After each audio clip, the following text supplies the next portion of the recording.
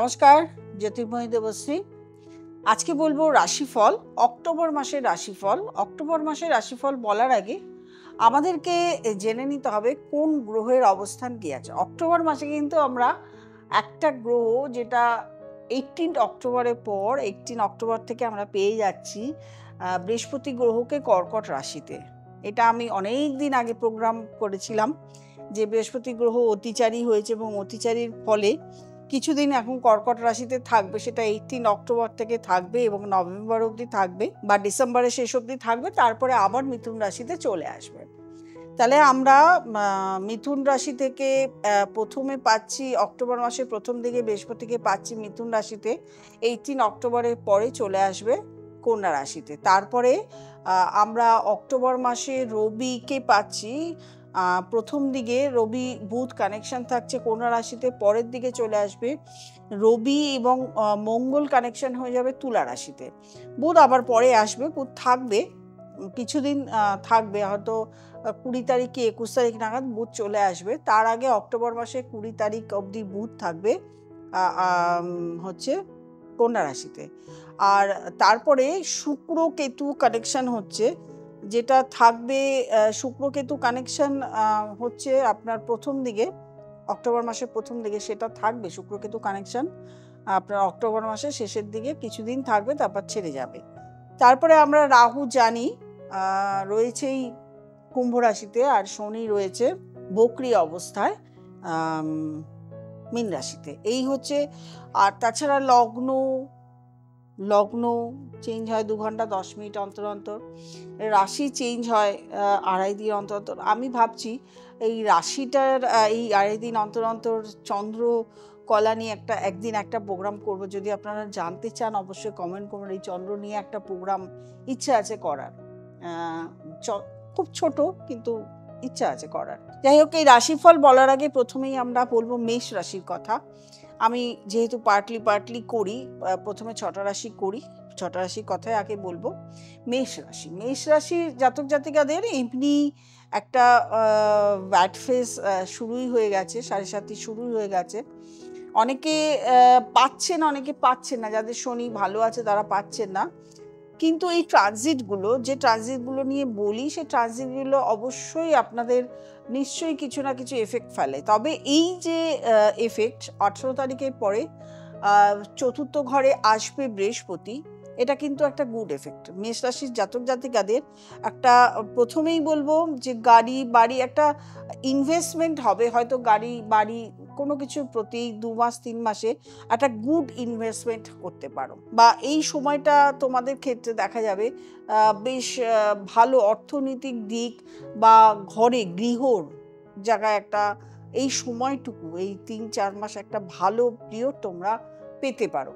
কিন্তু দাম্পত্য জীবনে একটা অশান্তির সৃষ্টি হতে পারে। রবি মঙ্গল কানেকশন যেহেতু সপ্তম ঘরে আসবে 17 তারিখের পরে, যখন রবি ট্রানজিট করে চলে যাবে, রবি মঙ্গল কানেকশন আসবে, তখন কিন্তু দাম্পত্য জীবনে একটা প্রবলেম আসতে পারে। এবং ব্যবসা যদি করো বা চাকরি করো সেই জায়গাতেই প্রবলেম আসতে পারে, পার্টনারশিপের জায়গায় প্রবলেম আসতে পারে। মেষ রাশি যেহেতু 7.5 চলছে, সবসময়ই বলবো যে অর্থ খরচা, অর্থাৎ মেডিসিন বা শরীরের পিছনে বা কোনো ব্যাড ইনভেস্টমেন্টে অর্থ খরচা হতে পারে। সুতরাং বাজে জায়গায় খরচা, দেখো অসুখ বিসুখ হলে সেই জায়গায় খরচা এটা তো করতেই হবে। তবে সবসময় বলবো ডাক্তারের পরামর্শ নিতে, নিজের শরীরকে ঠিক রাখতে। এছাড়া কোথাও কোনো ইনভেস্টমেন্ট করার আগে অবশ্যই একজন ভালো অ্যাস্ট্রোলজারের পরামর্শ নিয়ে নাও যে সেই জায়গাটা ইনভেস্টমেন্ট করবে কিনা। কারণ অনেকে শেয়ার মার্কেটে ইনভেস্ট করো, অনেকে জমি জমা বা যেখানে ইনভেস্ট করো না কেন, সেই জায়গায় ইনভেস্ট করার আগে একটুখানি জেনে বুঝে করে নাও। তারপরে বলবো বৃষ রাশিতে এমনিই একটা সময় ভালো চলছে, 2nd হাউসে, তারপর 3rd হাউসে যাবে বৃহস্পতি, ভালো চলবে। কিন্তু একটু যেটা হবে, ম্যারিড লাইফ, শুক্র কেতু কানেকশনে ম্যারিড লাইফে কিছু না কিছু প্রবলেম আসতে পারে। ম্যারিড লাইফেও আসতে পারে অথবা অর্থনৈতিক দিকেও আসতে পারে। হয়তো তুমি এই সময়টা যে অর্থগুলো রোজগার করছো সেটা হয়তো হাতে নাও থাকতে পারে, মানে খরচা হয়ে যেতে পারে প্রচুর, সেই জন্য একটুখানি সাবধানে থাকতে পারে। এছাড়া তো বৃষরাশির জাতক জাতিকাদের এমনিতেই একটা ভালো সময় চলছে, ব্যবসার দিক, অর্থনৈতিক দিক, দাম্পত্য জীবন প্রত্যেকটাই ভালো সময় চলছে। হায়ার এডুকেশন সেটাও ভালো হবে যারা হায়ার এডুকেশন করছো। তবে যারা মাধ্যমিক, উচ্চ মাধ্যমিক স্ট্যান্ডার্ডে রয়েছো, পড়াশোনা করছো, তাদের ক্ষেত্রে বলবো একটু কিন্তু ভালো করে পড়াশোনা করতে হবে, কারণ ট্রানজিটটা এখন ভালো নেই। একটুখানি মনোযোগ না দিলে কিন্তু রেজাল্ট খারাপ হতে পারে। তারপরে আসবো মিথুন রাশি। মিথুন রাশিরও কিন্তু সময়টা এখন খুবই ভালো চলছে। মিথুন রাশিতে এমনিতেই যখন রাশিতে বৃহস্পতি বসে থাকে তাদের আর কিছু না হোক ভালো সময় চলে, মানে যতই খারাপ গ্রহ যেদিকে আসুক না কেন সেটাকে শুভত্বে পরিণত করে দেয়। খারাপ হতে মানে কম খারাপ হয়, খারাপ হতে ততটা সময় লাগে না। তো বৃহস্পতি যেহেতু রয়েছে মিথুন রাশিতে, যদিও 18 তারিখের পর সেকেন্ড হাউসে চলে আসবে, তা সত্ত্বেও সেকেন্ড হাউসে বৃহস্পতি তো খুব একটা খারাপ রেজাল্ট দেবে না। তবে রবি মঙ্গল কানেকশন যেটা রয়েছে ফিফথ হাউসে, সন্তানকে নিয়ে কিন্তু চিন্তা। যারা হায়ার স্টাডিজ করছো তাদের ক্ষেত্রেও চিন্তা। তবে যেহেতু বৃহস্পতি লগ্নে রয়েছে, পজিটিভিটি থাকবে। পজিটিভিটি যদি থাকে তাহলে আর চিন্তা নেই। যদি নেগেটিভ হয়েও যাও, নিজের চিন্তাধারাকে যদি নেগেটিভ করে ফেলো, তাহলে কিন্তু সেক্ষেত্রে চিন্তা। তবে সন্তানের ক্ষেত্র যাদের, তাদেরকে বলবো যাদের সন্তানকে নিয়ে চিন্তা, তাহলে তাদের সন্তানের জায়গাটা একটু তাদের সন্তান নিয়ে ডেট অফ বার্থ নিয়ে একটু ভালো জ্যোতিষের কাছে পরামর্শ নাও। সন্তানের শরীর, এডুকেশন এগুলো নিয়ে কিন্তু সমস্যা আসবে। অর্থনৈতিক দিক ভালো, তাছাড়া অন্যান্য দিক এখন কিন্তু মিথুন রাশি জাতক জাতিকাদের ভালো। কর্কট রাশি, কর্কট রাশির যেহেতু আসবে 17 তারিখের পর আসবে, এমনিতেই দ্বাদশ ঘরে, এখন দ্বাদশ ঘরে এতদিন ছিল, মানে যখন আসবে 18 তারিখ তার আগে অবধি দ্বাদশ ঘরে বৃহস্পতি আধ্যাত্মিকতার দিক থেকে একটা পজিটিভিটি খুব ভালো দেয়, ধর্মীয় স্থানে ভ্রমণ দেয়। এছাড়াও 9th হাউসেও কিন্তু শনি যেটা রয়েছে সেখানেও কিন্তু ধর্মীয় স্থানে ভ্রমণ বা মানে তোমার যেটাকে বলে কপাল অর্থাৎ ভাগ্যের জায়গাটা ভালো থাকবে। এবার 18 তারিখে যখন ঢুকছে বৃহস্পতি, তারপরে তো আরও কর্কট রাশি জাতক জাতিকাদের আরও পজিটিভ, মানে যেটাকে বলবো পুরোটাই পজিটিভ। ব্যবসার জায়গা, অর্থনৈতিক জায়গা, চাকরির জায়গায় যদি এই সময়টা ভালো ভালো মানে যাদের ভালো কম টাকার চাকরি তারা বেশি স্যালারির চাকরির জায়গাতেও যেতে পারো। যাদের ব্যবসার জায়গায় এতদিন খুব একটা ভালো প্রগ্রেস হচ্ছিল তাদের ব্যবসার জায়গায় প্রগ্রেস হতে পারে। এই জায়গাগুলো কিন্তু ভালো। কিন্তু আরেকটা জিনিস যেটা রবি মঙ্গল 4th হাউসে, এটা কিন্তু মাথায় রাখতে হবে। রবি মঙ্গল 4th হাউসে মানে বাস্তুর জায়গায় কিন্তু একটা নেগেটিভিটি দেখা যাচ্ছে, অর্থাৎ গৃহে একটা অশান্তিমূলক পরিবেশ সৃষ্টি হতে পারে, গৃহে রোগ ভোগ হতে পারে, গৃহ অশান্তি বজায় থাকবে। সুতরাং সেই জায়গাটায় একটু বাস্তুটাকে একটু পজিটিভ রাখতে হবে। যে করেই হোক বাস্তুতে ঝগড়া অশান্তি থেকে দূরে থাকতে হবে, মনোমালিন্য থেকে দূরে থাকতে হবে।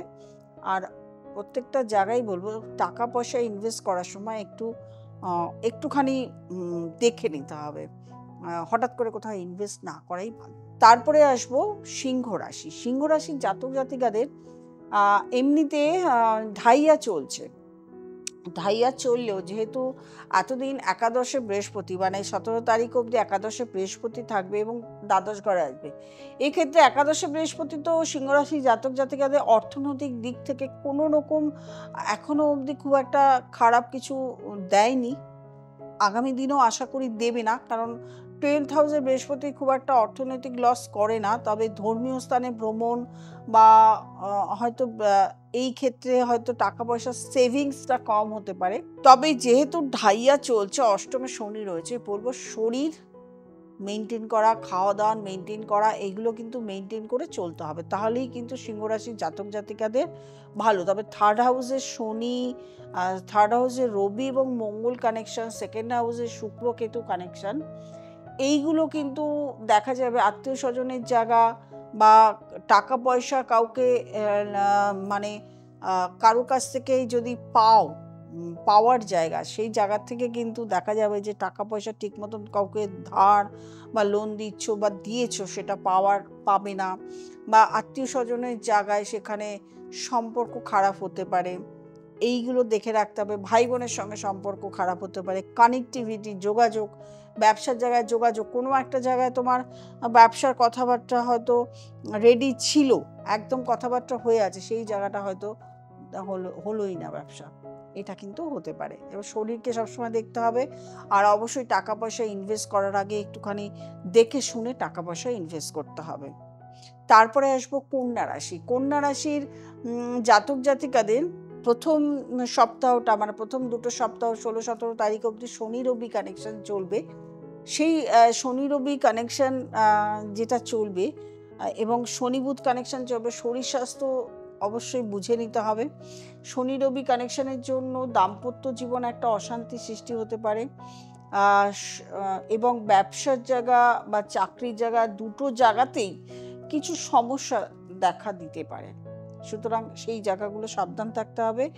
তার সঙ্গে বলবো যে সেকেন্ড হাউসে রবি মঙ্গল, কারোর সঙ্গে কথাবার্তা যখন বলতে যাচ্ছ, কথাবার্তা বলার সময় খুব সাবধানে কথাবার্তা বলতে হবে, নাহলে কিন্তু মানে চাকরি ক্ষেত্রে হোক, ব্যবসা ক্ষেত্রে হোক, তোমার কিন্তু সেখানে শত্রুতার সৃষ্টি হতে পারে।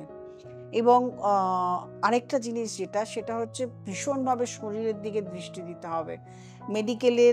মেডিকেল বলতে মেডিসিন, মানে কোনো কারণে হয়তো হসপিটালাইজ, কোনো কারণে হয়তো ডাক্তারের কাছে যাওয়া, সেগুলো হয়তো নেগলেক্ট করলে, এই নেগলেক্ট করবে না, নেগলেন্সির জায়গায় যাবে না। কোনো সময় কোনো কিছু হলে সঙ্গে সঙ্গে ডক্টরের সঙ্গে কনসাল্ট করতে হবে, এবং তার সঙ্গে সবসময় নিজের খাওয়া দাওয়া বা নিজের যে সারাদিন ধরে যে রুটিন, সেই রুটিনগুলোকে, খাওয়া দাওয়ার রুটিনগুলোকে, রেস্ট, বিশ্রাম, এগুলোকে ঠিকঠাক মতো রাখতে হবে, তাহলেই ভালো থাকবে।